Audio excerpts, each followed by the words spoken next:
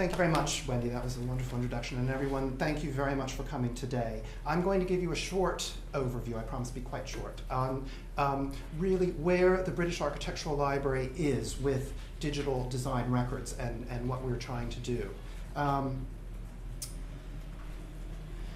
I'd like to go back to the final report that Mackenzie Smith issued from the MIT Facade Project, and basically in discussing computer-aided design, she noted, and this is in 2009, no longer can libraries, archives, museums, and others acquire blueprints and drawings, a few images, and a scale model or two to represent a major work of architecture in their collections. Now they must acquire the 3D CAD models and 2D drawing files, building information models, digital images, videos, and electronic documents, all delivered on a computer drive or server, often without any annotations whatsoever. And indeed, this is where we're at now. Very quickly, I thought it'd be fun just to remind you, there's actually a 50-year trajectory now for CAD. It seems hard to believe. There had been experiments in the 1950s on how basically on experimenting with electronic computers to begin looking at drawings. But really the first person to work on this was in 1961 Ivan Sutherland, who's on the left, who was a graduate student at MIT and developed something called the Sketchpad program. That's the screen as a drawing surface with interactive graphics. And in fact, it is considered to be a precursor to Google SketchUp. And there's Mr. Sutherland, actually Dr. Sutherland, in his MIT lab working. Okay, and then by 1968, it's interesting because the Atlas computer was set up at the Computer-Aided Design Center in Cambridge. And in fact, this is a photograph of that computer.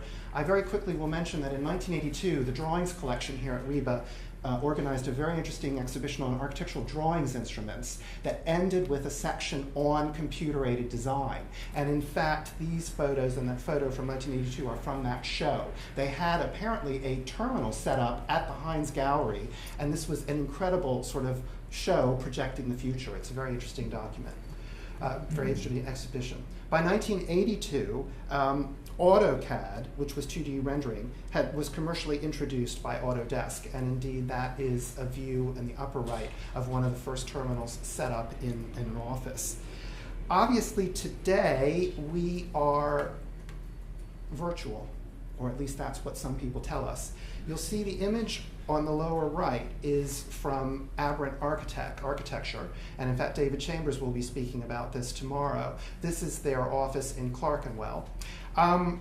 Just out of curiosity, if anyone is interested, I think one of the most striking things, of course it's a presentation image, but there's almost nothing there, traditionally, of what you see. So are there drawings? No. There are frame drawings along the wall, but really the bulk of the work would seem to be from laptops. So what's really happening now is you've moved to platforms, clouds, people are working virtually, and it's there. So the records that are being produced in that environment are yet another addition to what we really have to deal with in terms of thinking about archiving. However, I will give you a little bit of, what shall I say, something that makes me feel better, which is that David Chambers in previous conversations told me that they are having a space issue. So it's not about the computer records, but they're still producing models, and they want to keep them. So in fact, we're still in an age of hybrid collections, and indeed we will be for some time. The point for here, what I wanted to share with you is that the library is in the process now of working with the John McCaslin office to begin a selection process to take materials from the King's Cross Design Archives. Now that archives goes back to 1997. Many of you I know had a chance to see King's Cross. It's now pretty much finished. The square has been opened, and John McCaslin's design for entering and leaving the station is now apparent, and is actually a pretty amazing thing.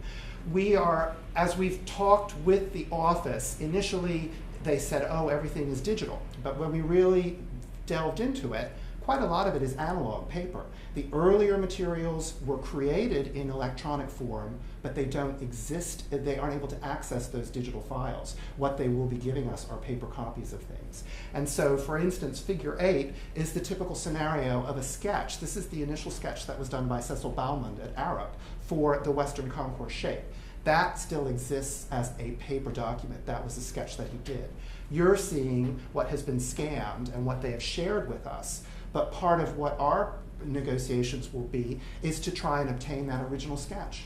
So the layers are still there. Indeed, it isn't all just it is being turned over on a server, but when you actually start researching what you need to take, it's often more than just what's on that server. You've got to identify exactly how the thing was originally created. And this is part of the task of being an archivist.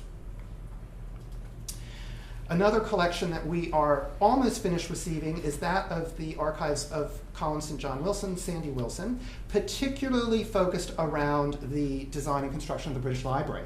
Now that project, as our executive director Jill Weber will know, has a long history. And in fact, the site that it's on now was not the original site that was envisioned. And the records go back to about 1974. So they are pre-digital, and yet they also have a very important digital component. On the right, you see the backup disks from a software system that was used as a kind of virtual platform for creating the materials. Unfortunately, that server is no longer live, so what we have are the backup disks very carefully archived, but this is going to be a project where we're going to have to really look into whether we can migrate the data or not. We are fortunate in that we have paper copies of all of the materials that we need, but we were also given these backup tapes with the idea that perhaps when we are able to start processing the collection, we can explore the possibility of migrating that data. The other collection, too, that I wanted to mention is that of the ABK, the Ahrens, Burton, Koralik archives. This is a collection of a firm that was active in London from the 1960s onwards. Again, it's a hybrid collection. You'll see on the right a model that they did for the design of the West Wing, I think, of the National Gallery of Art that was referred to by the Prince of Wales as the carbuncle. So that's the scheme. Now what's interesting is you'll see the typical tubes of drawings, but then you'll also see what we got at the end of this donor negotiation, which was they said, you know, we have all our backup tapes to the server. Would you like them? And we said yes. The challenge, of course, is that unfortunately in the interval, the server was disconnected. So it's not there. We have the backup tapes. Why I'm suggesting all of this is that I'm outlining to you the various scenarios that exist for how we are receiving these materials and what the challenges are. Receiving the stuff live on a server is the best case scenario, but the realities are there are going to be all of these different obstacles based on the condition of the firm and the way in which the negotiation process for taking the materials. And then I very quickly wanted to talk about the future. We are very honored and delighted to have been chosen by Charles Correa to take portions of his archives. And so this includes drawings, and we hope in the future some manuscript material, but also models. In addition to that, this is state of the art. The library is now in discussions with his office about the actual database that is online that represents his work.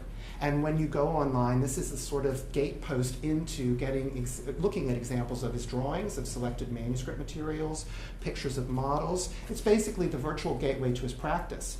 Now again, the interesting point about this is that the practice is hybrid. He's been around since the 1960s. The earlier stuff, of course, exists in paper format and has been digitized. For us, the challenge now is working with his office to develop protocols on how to take it.